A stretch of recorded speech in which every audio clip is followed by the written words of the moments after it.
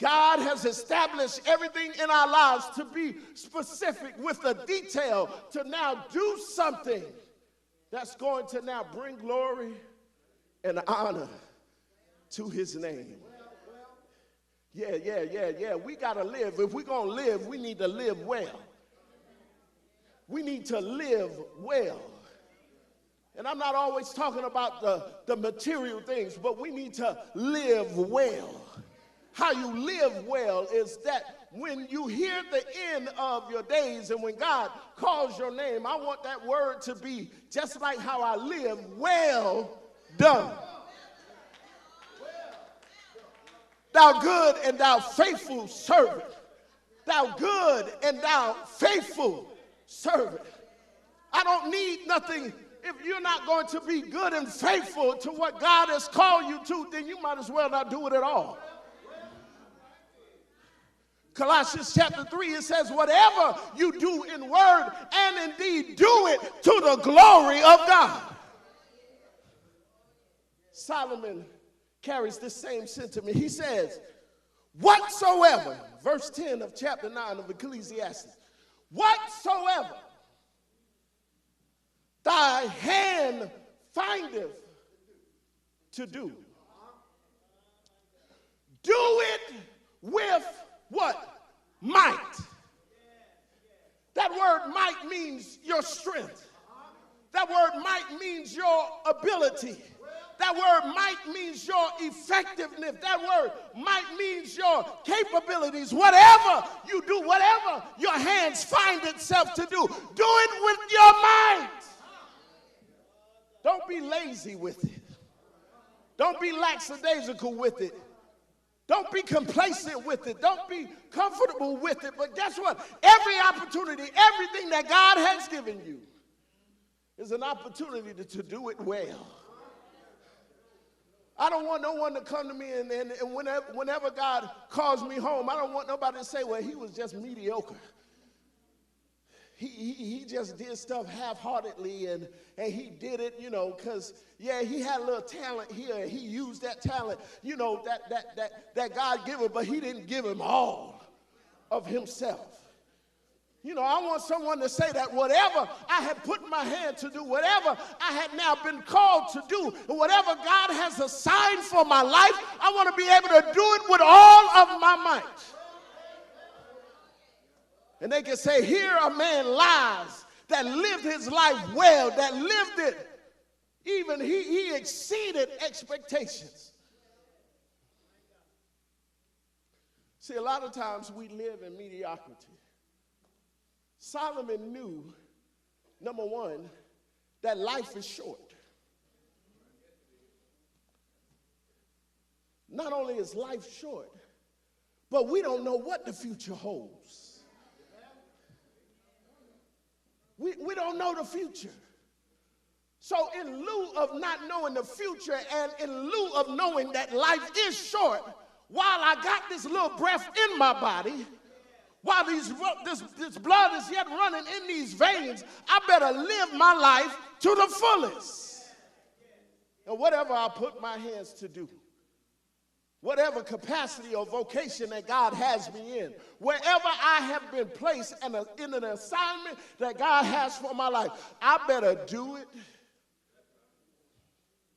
and do it well. Now, I want us to look at some of the previous verses to this because he talks about specific things. Verse number 7, he says, go thy way, eat thy bread with joy, drink thy wine with a merry heart, for God now accepteth thy works. Let thy garment be always white, and let thy head lack no ointment. Live joyfully with thy wife, whom thou lovest all the days of thy life, of thy vanity, of thy short time, which he hath given thee under the sun, all the days of thy vanity, for this is thy portion in this life, and in thy labor which thou takest under the sun. He said, first of all, whatever God has given you to eat, enjoy it. For this is a blessing from God. He said, whatever you have now, the wife that he has given you, or the husband, enjoy. Listen, one of the problems we have right now, we don't even love the wife we with. God bless us with the wife. The Proverbs 18:22 says, a man that findeth a wife findeth a good thing and obtaineth favor from the Lord. And we got wives and we don't appreciate them. We don't love them like they need to be loved. We don't show them and adore them and now treat them like the gift that God has given us. All right, y'all quiet on that. And y'all know I'm speaking the truth. Eat good, enjoy the fruits of your labor. Because see, if you go back to chapter 5, verse 18, he says, behold, that which I have seen, it is good and comely for one to eat and drink, and to enjoy the goods of what? His labor, that he taketh under the sun all the days of his life, which God, what? Giveth him. For it is what? His portion. Every man also to whom God has given riches and wealth have given him power to eat thereof, and to take his portion, and to rejoice in his labor. This is what? It's a gift from God. When God blesses you with something, don't say, I did it. Don't say, I'm the one that made this happen. Because nothing in your life you made happen. Everything that happens in your life is a gift from God.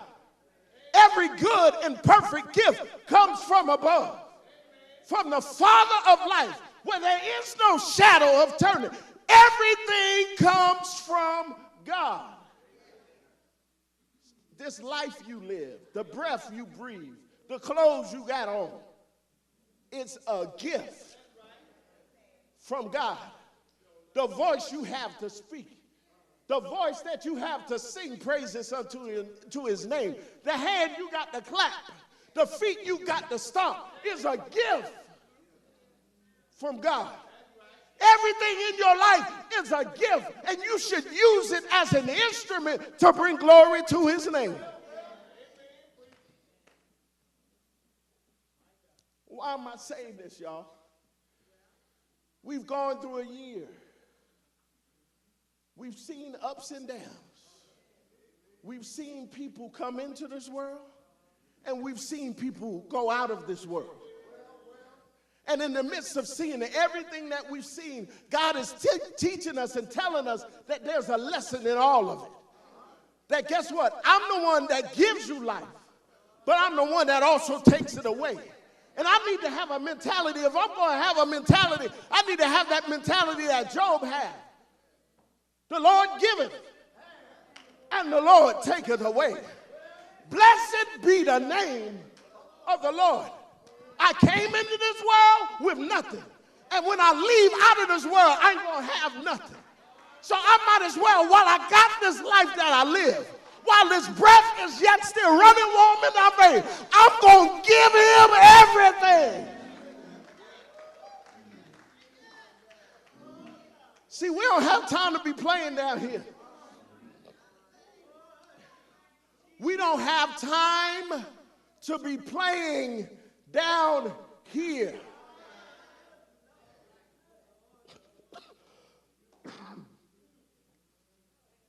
Life is too short. He said, enjoy yourself. But when he says that, let thy garments be also white. Your garments be white. What does that mean? That means that as you live this life, you should live a life of purity. White is an emblem of purity. Live this life in a way that sees no corruption. You live your life in such a way that when people see you, they don't have no bad communication about you. The Bible says in Titus chapter 2, verses 7 and 8, that you live in such a way that guess what? That even your enemies will be put to shame, having nothing corrupt to say about your deeds.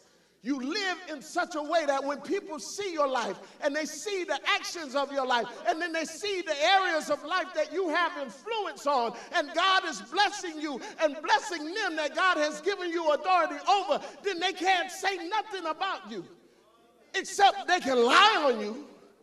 They can lie, but that's a part of the job description. Guess what? They lied on Jesus. Jesus didn't do nothing wrong, yet they lied on Jesus. They ridiculed Jesus. They mocked Jesus. They slandered Jesus. They persecuted Jesus.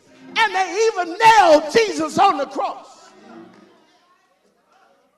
But everything that happened that they said about Jesus wasn't true. Because he lived a righteous life, a life without sin. Now, we all have sinned and come short of the glory of God.